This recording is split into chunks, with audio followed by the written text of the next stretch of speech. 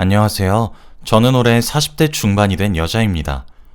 얼마 전 정말 믿었던 사람들에게 뒤통수를 세게 맞았던 일이 있었어요. 지금 생각해도 억장이 무너지고 가슴이 아려옵니다. 오늘 여러분들에게 이 일을 말해드리려고 해요. 저는 남편과 같은 고향 출신 사람입니다. 저희 동네가 워낙 작고 사람도 많이 없어서 동네 사람들끼리 다 친한 사이예요. 그래서 어릴 때부터 같이 놀았던 친한 오빠였습니다. 저는 외동딸이었는데 오빠가 저를 친동생처럼 대우해줘서 거의 같이 자란 거나 마찬가지였죠. 저희 동네가 워낙 작아서 이웃 사람들끼리도 다 아는 사이였는데 저희 부모님과 오빠네 부모님도 다 친합니다. 저희 부모님이 늦게 퇴근을 하시는 날이면 오빠네 집에 가서 저녁밥을 먹기도 했고 등하교도 같이 하고 말이죠. 친구들은 저한테 이렇게 듬직한 오빠가 있어서 좋겠다고 했고 그리고 오빠가 잘생긴 편이라 친구들한테 부러움도 많이 샀죠. 이렇게 다정하고 배려심 넘치는 오빠를 누가 안 좋아하겠나요? 저도 솔직히 오빠를 조금 좋아했습니다. 아기 때부터 친하게 지내던 오빠였는데 중학생, 고등학생이 되니까 남자로 보이더라고요. 그런데 제가 오빠한테 제 마음을 고백해버리면 다시는 친동생, 친오빠 같은 관계가 되지 못할 것 같아 티를 전혀 내지 않았죠. 제가 많이 덜렁대는 성격이고 오빠가 꼼꼼하고 섬세한 성격이에요. 그래서 제가 빠뜨리거나 잃어버리는 물건이 있으면 항상 오빠가 어디선가 찾아와 주었습니다. 나이가 들어갈수록 오빠한테 의지하는 면이 많아졌고 오빠가 여자친구가 생기면 저를 버릴까봐 많이 무서웠어요. 그런데 다행스럽게도 오빠는 성인이 될 때까지 연애 한번 하지 않았는데 그게 저는 내심 기뻤습니다. 부모님들도 저희 보고 결혼하면 사돈이 되는 거냐며 호들갑을 떨곤 하셨는데 그럴 때마다 저는 얼굴이 빨개졌고 오빠는 아니라고 부정했죠. 조금 서운하긴 했지만 그래도 어쩔 수 없었습니다. 아무튼 그런 학창시절이 끝나고 저희들 다 대학교에 들어갔어요. 오빠는 대학교 진학을 포기하고 일을 배우면서 사업 준비를 하고 있었죠. 저는 대학교를 다니다 보니까 더 넓은 도시로 가게 되었고 오빠는 고향에서 계속 살았습니다. 매일 붙어있던 오빠와 멀어지니까 왠지 모르게 싱숭생숭하더라고요. 한 번도 오빠 없이 살아본 적이 없는데 이렇게 저 혼자 외딴 곳에 남겨지니까 무서웠습니다. 대학교 생활을 하면 할수록 오빠가 더 생각이 나고 너무 보고 싶었죠. 학교 생활을 하면서도 오빠와 연락은 자주 했어요.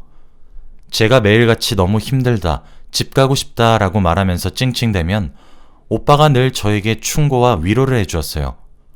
오빠가 없었다면 아마 전 못 버텼을 겁니다.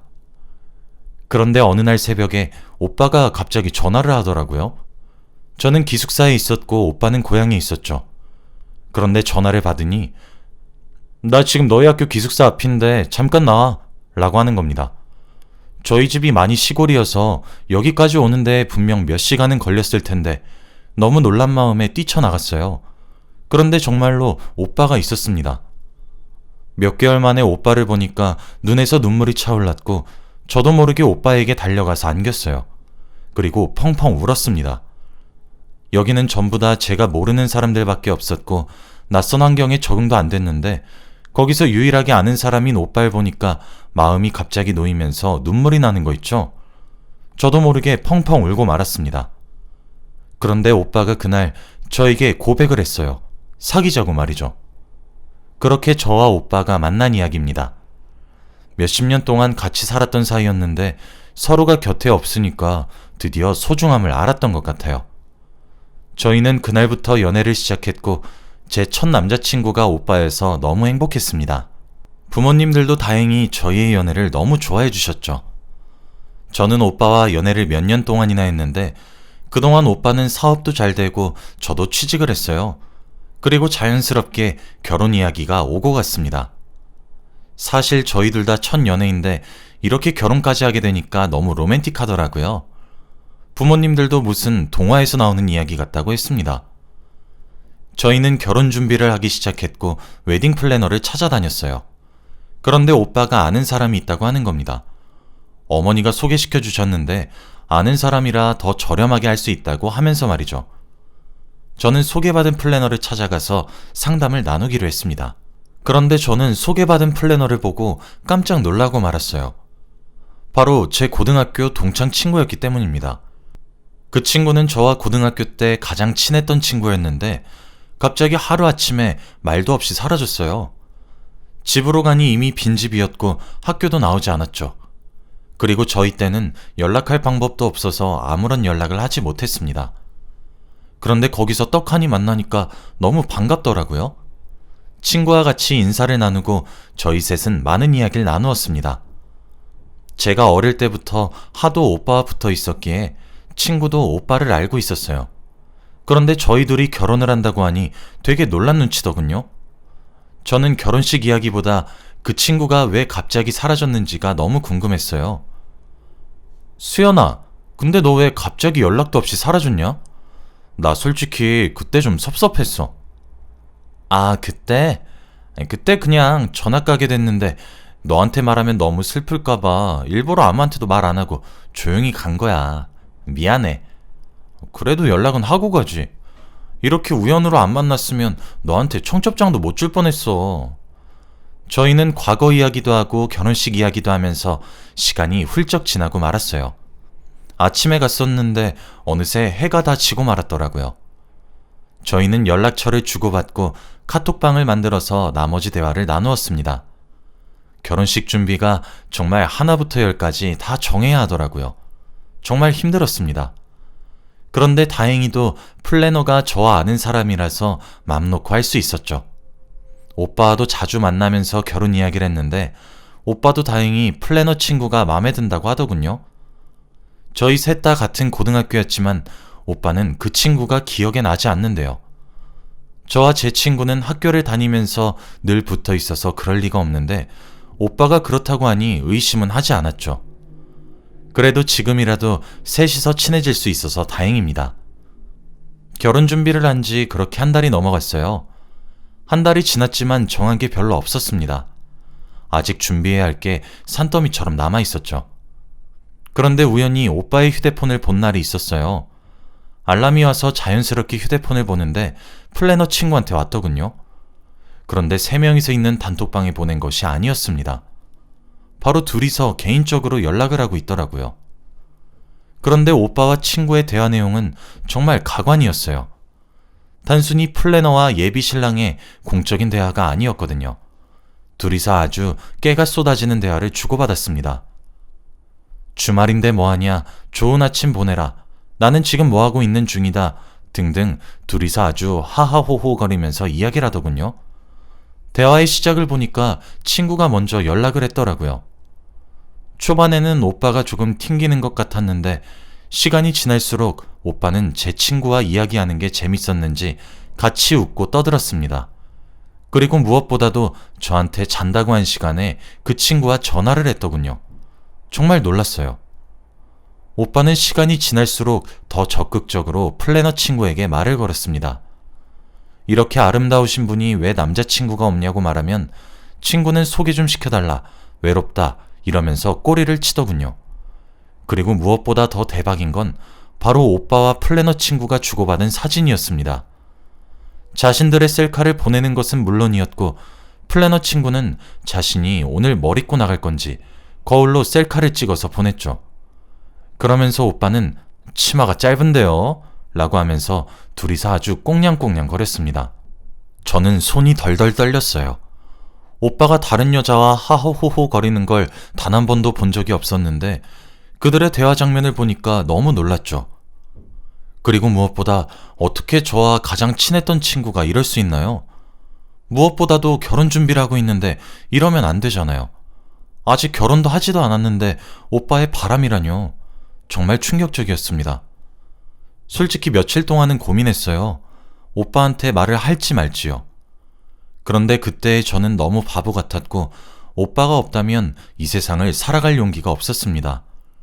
성격이 너무 소심해서 제가 오빠한테 이렇게 내 친구와 연락하는 거 싫다고 말을 하면 오빠가 저를 떠날 것 같았거든요. 그래서 며칠을 마음고생했습니다. 그런데 스트레스 때문인지 머리카락이 수도 없이 빠지고 점점 말라갔어요. 제가 이렇게 고민하고 있는 와중에도 그들은 웃으면서 대화할 생각을 하니까 화가 나는 거 있죠. 그래서 수많은 고민 끝에 오빠에게 솔직하게 말했습니다. 친구와 선 넘는 대화하는 거 속상하다고 말이죠. 그런데 오빠의 반응은 의외였어요. 오히려 저한테 미안하다며 일부러 제 친구라서 좋게 보이고 싶어서 그렇게 말한 거래요. 아무 사이 아니라고 하더군요. 그리고 평생 오빠한테는 여자는 저밖에 없다고 했습니다. 그때 저는 또 바보같이 그런 사탕 발린 말에 흔들렸고 오빠를 용서해 주기로 했어요.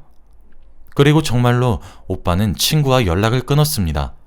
오빠도 저 말고 다른 여자와 연락을 해본 적이 없어서 원래 이렇게 해야 예의인 줄 알았대요.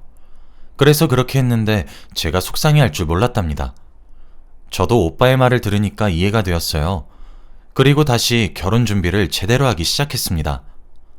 다행히도 친구와 어색해지진 않았고 결혼에 조금 더 집중할 수 있었죠. 그런데 결혼 준비가 거의 다 끝나갈 때쯤 놀라운 소식을 듣게 되었습니다. 바로 제가 임신을 하게 되었거든요. 그래서 결혼 준비를 더 급하게 하게 되었답니다. 저희 결혼은 작고 소박하게 진행했기 때문에 비용도 많이 들지 않았고 만족했어요. 다들 제 임신을 축하해 주어서 행복한 결혼식을 올릴 수 있었습니다. 그리고 무엇보다 결혼식이 끝나자마자 플래너 친구와의 연락은 끊겼어요. 사실 저는 저희 남편과 그런 대화를 오고 가는 것을 보았을 때 조금 실망도 했고 더 이상은 웃으면서 그 친구를 맞이할 수는 없겠더라고요. 그래서 저도 딱히 붙잡지 않았습니다. 결혼식을 올리고 저희는 신혼집에 들어가서 드디어 결혼 생활을 본격적으로 시작했어요. 그런데 다 좋았는데 딱 하나 걸리는 게 있었어요. 바로 저의 의심입니다. 남편이 과거에 다른 여자와 연락을 했던 게 저한테는 굉장한 충격으로 다가왔는지 저도 모르게 남편을 의심하고 있더군요. 매일 어디서 뭘 하는지 궁금했고 남편의 카톡을 밤마다 확인을 하고자야 마음이 놓였죠. 남편도 다행히 저에게 사진도 찍어서 보내주고 카톡도 당당하게 보여줬습니다. 그런 환경 속에서 저는 아이를 낳았고 나름 화목해 보이는 가족을 꾸렸죠. 저희는 아들을 낳았는데 시부모님이 더 좋아했습니다. 시부모님은 가부장적인 편이었는데 드디어 대를 이을 수 있다고 기뻐하시니 저도 덩달아 기분이 좋아졌습니다.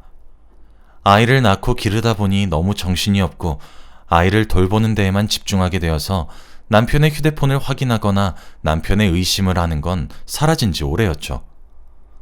아이는 새벽에 매일같이 잠에서 깨서 아이를 돌보기에도 바빴고 남편은 일을 한다고 육아는 점점 손을 떼고 있었습니다. 사업이 승승장구해서 남편은 매일같이 바빴고 집에 오면 씻고 잠만 잤어요. 아들 얼굴 볼 틈도 없었고 저와 이야기를 나누지도 않았습니다. 오로지 그에게는 집이 그저 잠을 자는 공간일 뿐이었죠. 그런데 왠지 모르게 그날따라 오랜만에 남편의 휴대폰을 보고 싶더라고요. 몇 달 동안 남편의 휴대폰을 한 번도 본 적이 없는데 그때 왠지 모르게 촉이 왔어요. 그래서 남편이 자는 동안 우는 아이를 달래면서 휴대폰을 봤습니다. 근데 전 충격에 빠지고 말았어요. 남편이 한 달에 한 번씩 주기적으로 50만 원씩 누군가에게 보내고 있더라고요. 그런데 돈을 받는 사람의 이름이 익숙했습니다. 바로 웨딩 플래너 친구였거든요. 저는 그걸 보고 손이 벌벌 떨렸고 머리가 새하얘졌어요. 결혼과 동시에 연락이 끊긴 줄 알았는데 왜 남편이 50만 원씩 보내고 있는 걸까요? 정말 믿기지 않았고 믿고 싶지도 않았습니다. 머릿속에서는 별별 생각이 다 들었어요. 한 번도 남편이 술이나 여자 문제로 속을 썩인 적이 없는데 어떻게 그럴 수 있죠? 남편한테 이 사실을 말해야 할지 말아야 할지 엄청나게 고민을 했어요. 그런데 차마 아무 말도 하지 못하겠더군요. 말을 하다가 저도 모르게 눈물이 터질 것 같았습니다. 그래서 저 스스로 어떻게 된 일인지 알아보기로 했어요. 저는 며칠 동안의 긴 고민 끝에 플래너 친구를 찾아가기로 했습니다. 친구에게 연락을 해서 집 앞으로 찾아갔어요. 친구에게 미리 연락을 하고 현관문을 여는 순간 플래너 친구가 딸아이를 안고 있더군요. 나이는 저희 아들과 비슷해 보였습니다. 그런데 저는 그 여자아이의 얼굴을 보고 머리를 한 대 맞은 기분이었죠. 저희 남편과 똑같이 생겼었거든요. 제가 자신의 딸을 보면서 정신이 빠져 있는 것을 보고 플래너 친구도 상황을 대충 눈치챈 것 같아요. 그리고 플래너 친구는 저에게 솔직하게 다 말해줬습니다. 그 여자아이는 남편과 플래너 친구 사이에서 생긴 딸이 맞대요. 그리고 50만 원은 양육비라고 합니다. 저는 아무 말도 할 수 없었어요. 너무 충격적이었거든요. 둘이서 저 몰래 연락을 하고 만난 것으로 모자라 아이까지 만들었다뇨.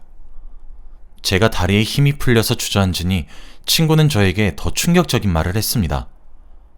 그 오빠 내가 먼저 좋아했어. 라고 말이죠. 그게 무슨 말인지 저는 이해가 되지 않았습니다. 한 번도 그 친구는 저에게 제 남편을 좋아한다고 말한 적이 없거든요. 너 내가 고등학생 때 그 오빠 얼마나 좋아했는지 알아? 그런데 맨날 너한테 꼭 붙어서 다니고 나한텐 관심도 없고 그래서 너랑 친해지면 나한테도 눈길을 주겠지 싶어서 너 이용해봤어.